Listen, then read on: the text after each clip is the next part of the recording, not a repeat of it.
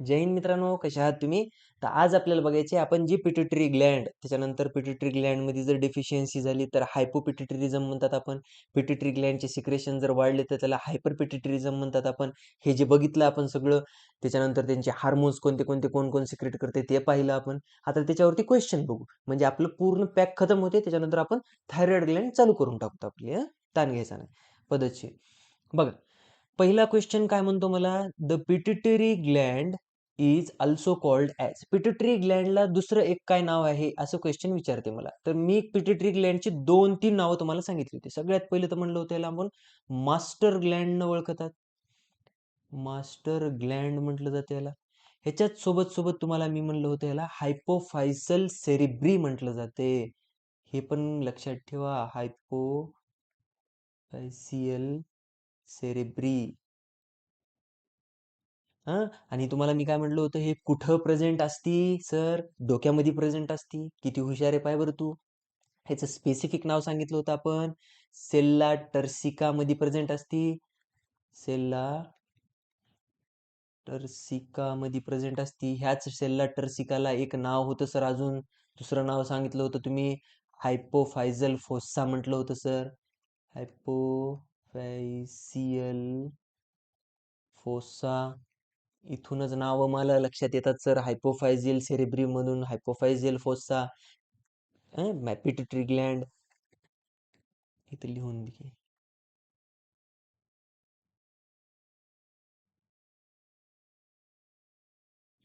आता माझं बोट किती दुखायले हे मज मला माहिती आहे. तरी घे.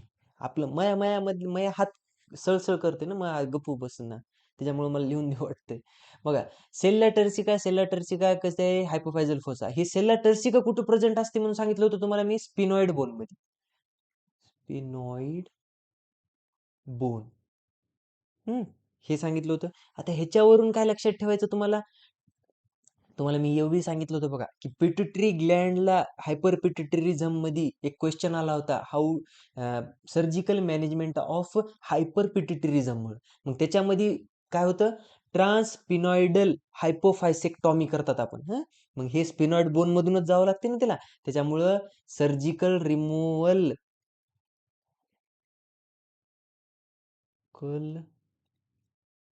रिमूव्हल ऑफ पिट्युटरी ग्लँड काय म्हणतात त्याला आपण, ट्रान्सनेसल किंवा ट्रान्सनेझल किंवा ट्रान्सपेनॉइडल हायपोफायसेक्टॉमी.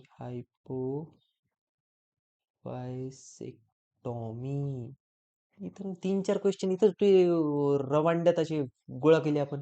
हा, ऑप्शन काय म्हणते पाय, थायरॉइड ग्लँड, काय म्हणते, थायरॉइड ग्लँड आहे का, मास्टर ग्लँड आहे का, पिनियल ग्लँड आहे का, ॲड्रिनल ग्लँड आहे का? नाही सर, ह्याच्यामधलं एकच उत्तर आहे सर. बाकी सगळे लहान आणि मास्टर ग्लँडला सिलेक्ट करा. ठीक आहे, चलो. चला मोहिमेवर पुढे बघूया आपण. Excess secretion of growth hormone in adult causes. Excessive secretion म्हणले ग्रोथ हार्मोन्सचं एक्सेसिव्ह सिक्रेशन, पण कशामध्ये सर? इथे एक शब्द आलाय सर, अडल्ट मध्ये. अडल्ट आणि चाइल्ड ह्याच्यामधला फरक मी लिहून दिला होता तुम्हाला, जर चांगलं लक्षात होतं. अडल्ट मध्ये काय होते सर, ॲक्रोमेगॅली होती सर. ॲक्रोमेगॅली. आणि चाइल्ड मध्ये काय होऊ लागलं सर, जिंगॅटिझम होऊ लागला सर.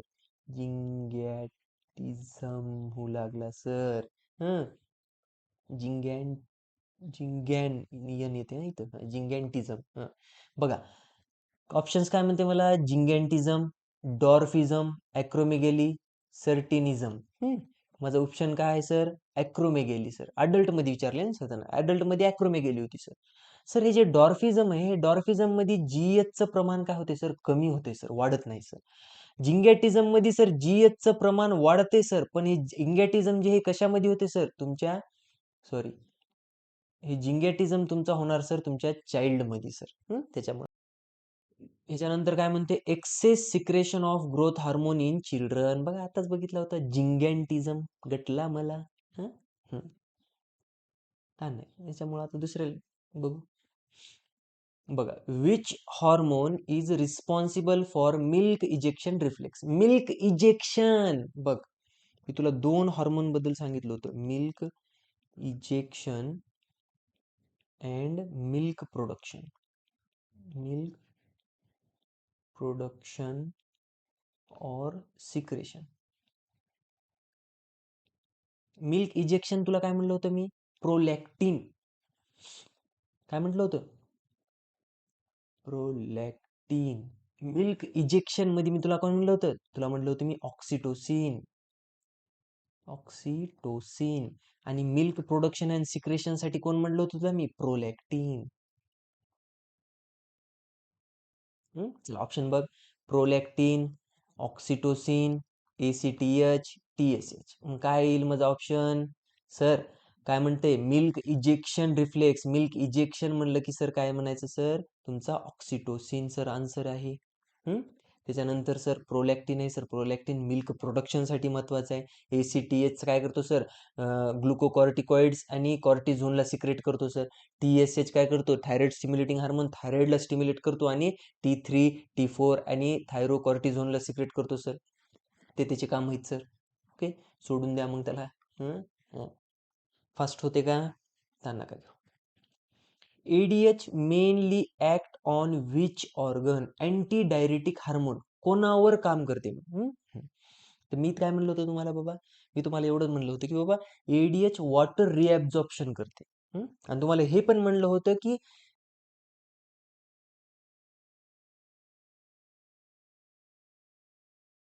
जाऊन ते जाऊन लूप ऑफ हेनले त्याच्यामधून सिलेक्टिव्ह रिॲब्सॉर्प्शन करते वॉटरचं. म्हणजे ADH अँटी डायरेटिक हार्मोन कुठं असणार सर? तुमच्या किडनीमध्ये प्रेझेंट असणार सर. त्याच्यामुळेच तुमच्या वॉटरला बॉडीमध्ये रिटेन करते सर ADH, कारण किडनीमधून शोषून घेते.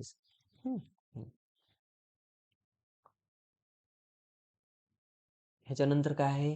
Which hormone stimulates milk production? मिल्कच्या प्रोडक्शनला स्टिम्युलेट कोण करते? आत्ताच पाहिलं होतं ना बापू इथं. बघ, milk production prolactin, milk ejection oxytocin. बघा, प्रोलॅक्टिन. त्यानंतर काय आहे बाबा?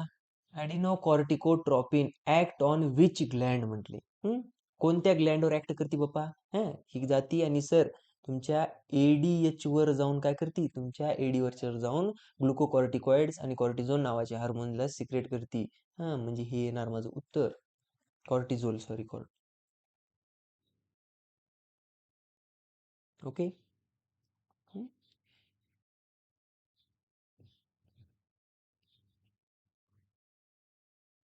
बघा, ह्याच्यानंतर काय म्हणते? Deficiency of pituitary hormone is called. Pituitary हार्मोनच्या डिफिशियन्सी म्हणजे कमी होण्याला काय म्हटलं जाते? कमतरतेला काय म्हटलं जाते? हायपो म्हणजे कमी होणे. म्हणजे सर हायपोथायरॉइडिझम म्हणजे थायरॉइडचे हार्मोन्स वाढायले तर हायपरथायरॉइडिझम आहे. हायपोपिट्युटरिझम म्हणजे ह्याच्यामध्ये पिट्युटरी ग्लँड्सचे हार्मोन्स कमी होतात. उत्तर गटलाय मला. त्याच्यानंतर काय म्हणते? हायपर पिट्युटरिझम म्हणजे ह्याच्यामध्ये पिट्युटरी ग्लँड्सची सिक्रेशन्स वाढतात. डायबिटीज मलायटस ह्याच्यामध्ये काय होते? ह्याच्यामध्ये ग्लुकोज वाढते. त्याच्या कम्पेअरमध्ये इन्सुलिन नसते बॉडीजवळ. त्याच्यानंतर आहे बघा, surgical removal of pituitary gland is called. तुम्हाला म्हणलं होतं मी ह्याच्यावर PYQ आलेला आहे. सर्जिकल रिमूव्हल ऑफ पिट्युटरी ग्लँडला काय म्हटलं जाते? हायपोफायसेक्टॉमी. क्रॅनिओटॉमी म्हणजे पूर्ण मडगाडवरचं काढणं. त्याला म्हणतात क्रॅनिओटॉमी. थायरॉइडेक्टॉमी म्हणजे थायरॉइड ग्लँडला पूर्ण काढणं. आणि नेफ्रेक्टॉमी म्हणजे नेफ्रॉन्सला काढणं. त्याला म्हणतात नेफ्रेक्टॉमी. ओके, चल. ह्याच्यानंतरचा प्रश्न काय आहे? Oxytocin is synthesised by. Oxytocin कशाद्वारे सिंथिसाइज केलं जाते म्हणते ते. तर ऑक्सिटोसिन सर तुम्ही आम्हाला म्हणलं होतं पॅराव्हेंट्रिक्युलर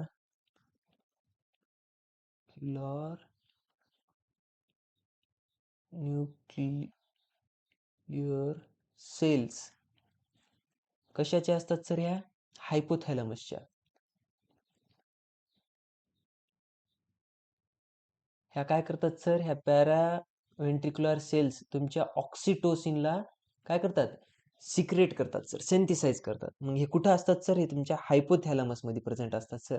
आता क्वेश्चन इथं जर असा आला असता, ऑक्सिटोसिन इज स्टोर्ड इन म्हणलं असतं तर काय सांगितलं असतं मी? Pituitary gland. कोणत्या पिट्युटरी ग्लँडमध्ये म्हणलं असतं तर पोस्टेरियर पिट्युटरी ग्लँडमध्ये. मग चला बघा, pituitary gland, hypothalamus, thyroid gland, pancreas. उत्तर काय आहे सर माझा? हायपोथॅलॅमस. राईट करा हायपोथॅलॅमसला. ओके. हम्म हम्म. चल, ह्याच्यानंतर काय म्हणतोय मला, posterior pituitary is also known as. Posterior पिट्युटरीला अजून एक नाव आहे. ते पोस्टेरियर पिट्युटरीचं नाव काय सांगा म्हणजे? तुम्हाला दोन नाव सांगितली. अँटेरियर पिट्युटरीला काय म्हटलं गेलं होतं आपण? ॲडिनो हायपोफायसिस म्हणलं होतं. आणि पोस्टेरियर पिट्युटरीला काय म्हटलं होतं आपण? न्यूरो हायपोफायसिस म्हणलं होतं. कारण ह्याच्यामध्ये न्यूरॉन क्लस्टर असतात, न्यूरॉन क्लस्टरनं बनलेली आहे, त्याच्यामुळे याला न्यूरो हायपोफायसिस म्हणलं होतं. आणि ॲडिनोस टिश्यूनं बनलेली आहे, त्याच्यामुळे ॲडिनो हायपोफायसिस म्हणलं होतं त्याला आपण, ठीक ना? तर लक्षात घ्या, पोस्टेरियर पिट्युटरी म्हणजे न्यूरो हायपोफायसिस. ओके. त्याच्यानंतर बघा, which hormone increased water reabsorption. वॉटरचं रिॲब्झॉर्प्शन वाढवणारं हार्मोन कोणतं आहे म्हणून सांगा म्हणले. इथं लक्षात घे, इथं क्वेश्चन आलता आत्ताच थोड्या वेळा पहिले. कुठे गेला? नाही दिसत. हां, ADH mainly act on which organ? Kidney. हेच म्हणलं होतं मी तुला की हे वॉटरचं रिॲब्झॉर्प्शन करते. हम्म कोणता आहे मग? सी दिसतोय मला सर, एडीएच. एमडीएच नाही, एडीएच आहे. नसता मसाला आणशील तू. फास्ट व्हायले का थोडं? काय होत नाही, सवय लावायची आता आपल्याला, फास्ट फास्ट घ्यायचंय. अमिनोरिया इज कॉमनली सीन इन. अमेनेरिया म्हणजे कशाला म्हणतात आपण? अमेनेरिया सामान्यतः कशामध्ये बघायला येते? अमेनेरिया म्हणजे तुम्हाला मी काय सांगितलं होतं, ज्याच्यामध्ये मेन्स्ट्रुअल सिजेशन होते, म्हणजे मेन्स्ट्रुअल सायकल्स येत नाहीत, त्याला म्हणतात अमेनेरिया. अमेनेरिया कशामध्ये बघायला भेटते म्हणलं होतं तुम्हाला मी? ज्या टायमाला पिट्युटरी ग्लँडचं सिक्रेशन गरजेपेक्षा जास्त वाढते त्या टायमाला अमेनेरिया येते म्हणून सांगितलं होतं. मग आता बघा कुठे हायपर पिट्युटरिझम आहे, अस्थमा आहे, निमोनिया आहे, डायबिटीज आहे. अस्थमामध्ये काय होते सर? ब्रॉन्कायमध्ये सर तुमची दुकान लागायली. निमोनियामध्ये काय व्हायली सर? लंग्सच्या लोब्समध्ये दुकान लागायली. डायबिटीजमध्ये काय व्हायले सर? तुमच्या पॅनक्रियाजमध्ये दुकान लागायली. मग इथं काय आहे सर? हायपरपिट्युटरिझम. ह्याच्यानंतर काय आहे तुमचं? Simmonds disease is related to. Simmonds disease मध्ये तुम्हाला मी काय सांगितलं होतं बाबा, की तुम्हाला म्हणलं होतं ज्या टायमाला अब्सेन्स ऑफ पिट्युटरी हार्मोन्स असतात त्या कंडिशनला काय म्हटलं जाते? सिमॉन्स डिसीज म्हटलं जाते. आणि अब्सेन्स ऑफ पिट्युटरी हार्मोन्स कशामध्ये असणार सर? हायपर पिट्युटरिझम मध्ये असते का बाबू? नसेल ना. गुड, मग कशामध्ये असणार आहे? तुझ्या हायपोपिट्युटरिझम मध्ये असणार. Simons disease seen in हायपोपिट्युटरिझम. Okay. ह्याच्यानंतर आहे आपला हार्मोन्स रिस्पॉन्सिबल फॉर युटेराईन कॉन्ट्रॅक्शन. युटेराईन कॉन्ट्रॅक्शनसाठी कोणता हार्मोन रिस्पॉन्सिबल आहे? युटेराईन कॉन्ट्रॅक्शन करणारा हार्मोन सेम हार्मोन आहे जे मिल्क इजेक्शनसाठी वापरतात, मिल्क इजेक्शनसाठी कारणीभूत आहे, वापरतात म्हणाले मी. इजेक्शन कोणता होता बापू? ऑक्सिटोसिन. शबास. चला, ठीक आहे. तर हे झाले आपले पिट्युटरी ग्लँड, हायपोपिट्युटरिझम, हायपरपिट्युटरिझम ह्याच्यावरती क्वेश्चन्स. तर आता आपल्याला उद्या बघायचे थायरॉइड ग्लँड, त्याच्यावरती होणारे डिसीजेस आणि त्याचे मॅनेजमेंट आणि त्याच्यावरती क्वेश्चन्स. तर चला भेटूया उद्या. जय हिंद.